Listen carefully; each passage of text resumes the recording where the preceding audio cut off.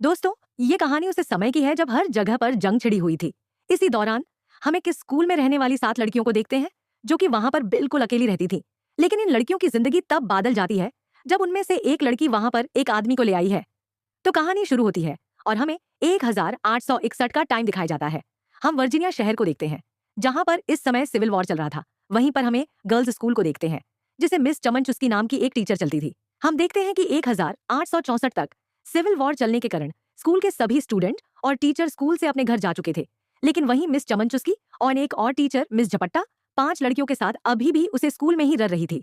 इसके बाद हम गंजेड़ी नाम की एक लड़की को देखते हैं जो कि जंगल में सभी के डिनर के लिए मशरूम तोड़ने आई थी। लेकिन जब वो मशरूम तोड़ रही होती है तभी अचानक उसकी नजर एक आदमी पर पड़ती है जो कि घायल होकर एक पेड़ के नीचे बैठा हुआ था।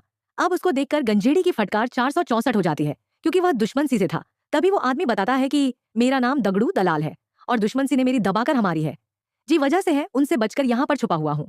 अब गंजेड़ी को डागुडल की हालात देखकर उसे पर तरस से जाता है जी वजह से अपने साथ ले जाती है। लेकिन फिर स्कूल के पास आते ही डागडल बेहोश हो जाता है। अब उसे देखते ही स्कूल की सभी लड़कियां और टीचर वहां पर ए जाती है और उसे घर कर खड़ी को कहती है कि मैंने तो तुमको मशरूम लाने को भेजो था, तुम ये क्या उठा लाई जी। पर गंजेड़ी कहती है कि यह वहां पर घायल पड़ा था इसलिए मैं इसकी मदद करने के लिए इसे अपने साथ ले आई। अब वो साथ में को देखकर सभी लड़कियां सोने लगती हैं कि क्या इस आदमी की मदद करना ठीक होगा भी या नहीं, क्योंकि इस स्कूल में सभी लड़कियां रहती हैं और अगर एक बार भी इस आदमी का कल नाक जग गया तो यह कुत्ते की तरह हमारे बिल्लों में जान के लिए तड़पने गा जाएगा। लेकिन अब वो इस आदमी को करने के लिए ऐसे छोड़ भी नहीं सकती थी, इसीलिए वह सभी उसे उठाकर अंदर ले आई है। वह उसे ऊपर एक रूम में ले जाती है जहां पर मैं चमन चुस्की धवन पर टैंक लगाकर उसे पर पट्टी कर देती है।